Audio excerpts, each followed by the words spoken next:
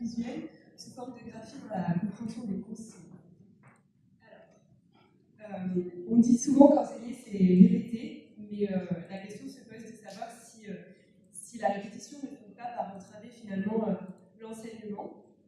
D'ailleurs, je pense qu'on a tous entendu durant cette année de stage, pendant les visites conseils, qu'il faut retravailler les consignes. Donc, alors pourquoi est-ce qu'il faut se poser la question de l'amélioration des consignes? Donc, comme l'explique le chercheur Zapata Karchouk, la consigne est une compétence clé qui va mener à la réussite des apprenants dans le milieu scolaire et qui va les mener donc vers la réalisation de tâches.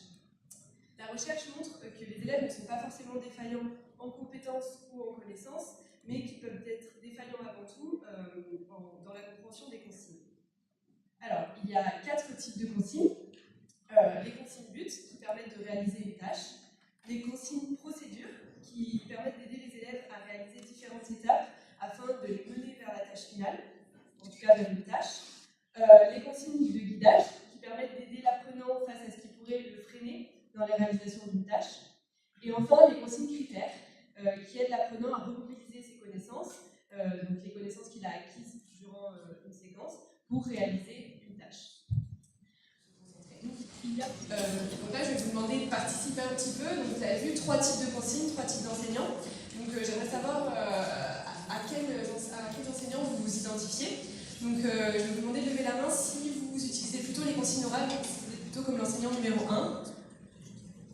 D'accord, il n'y a pas énormément de personnes. L'enseignant numéro 2, donc l'oral et la gestuelle. D'accord, un petit peu plus nombreux. L'enseignant numéro 3, donc que l'écrit. D'accord. Et l'enseignant numéro 4, écrit et visuel.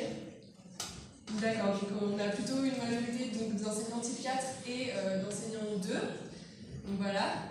Moi cette année, je suis professeure stagiaire au collège Charles Munch à Grenoble et j'ai enseigné depuis le début d'année, en tout cas au début d'année, selon les présentations que je me faisais moi de l'enseignement. Et j'étais plutôt type A, donc plutôt oral et parfois quelques gestes, donc type A et B on va dire. Et donc, au niveau de discipline et concentration, c'était vraiment compliqué pour moi. J'avais beaucoup d'élèves dissipés et un énorme problème de compréhension des consignes. J'ai pas précisé, je suis professeure d'anglais. Et donc, ça a créé des problèmes de compréhension des consignes, de concentration. J'avais besoin d'un temps assez conséquent rien que pour l'énoncé des consignes. Et finalement, donc, je passais par le français pour aller plus vite et je répétais un nombre incalculable de fois les consignes. C'est un peu les limites qu'on a vues pour les consignes orales. Et donc, j'ai cherché des solutions et aujourd'hui, j'ai mis en place, je me suis posé des questions et j'ai mis en place des expérimentations. Donc, j'ai réalisé 4 expérimentations avec mes 2 classes de 4e au collège et j'ai décidé de tester 2 types de consignes différentes. Les consignes orales et les consignes écrites et visuelles, donc sous 2 formes. Les consignes courtes, donc une consigne courte c'est avec un verbe d'action et une seule action à réaliser, et les consignes longues avec plusieurs verbes et plusieurs actions à réaliser en même temps. Donc j'ai mis 2 hypothèses différentes.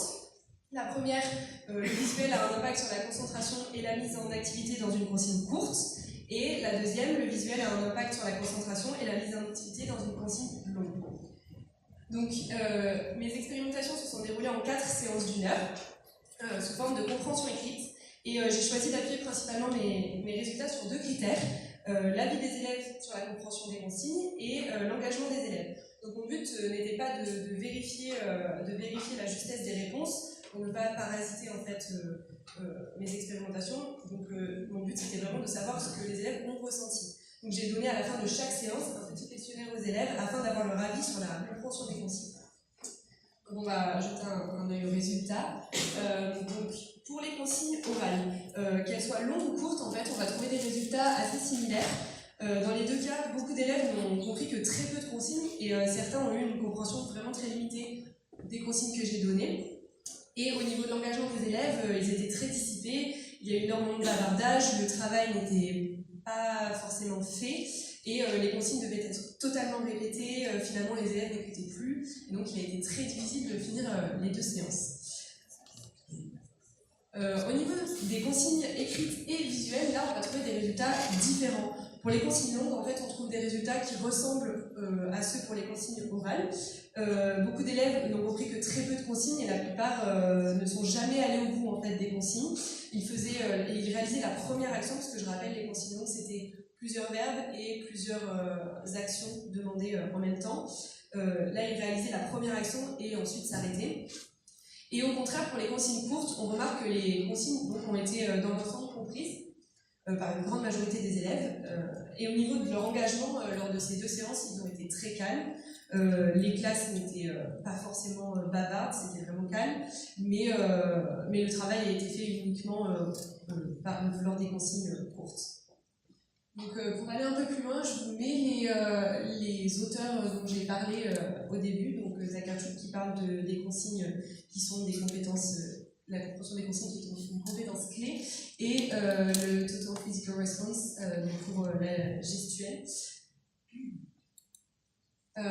Et donc, pour résumer, en conclusion, d'après les expérimentations, ce qui fonctionne le mieux dans la compréhension des consignes, c'est des consignes courtes, avec un seul verbe et une seule action à réaliser, et ce qui permet donc la décomposition des tâches. On demande une seule chose à la fois aux élèves, ainsi que des consignes écrites et visuelles afin de surmonter des difficultés de lecture et de compréhension.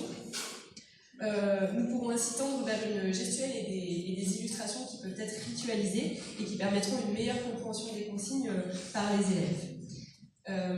Donc je vous montre le type de diaporama que je pourrais utiliser en classe. Là, j'ai mis en français. Donc voilà, surligne les lieux en jaune, donc voilà, surligne donc avec le surligneur, la bonne couleur, et surtout des mots qui pourraient être difficiles à comprendre par les élèves, en anglais en tout cas, le lieu, j'illustre.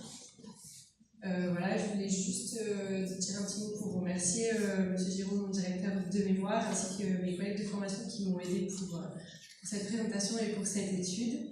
Et puis je vous remercie de votre attention.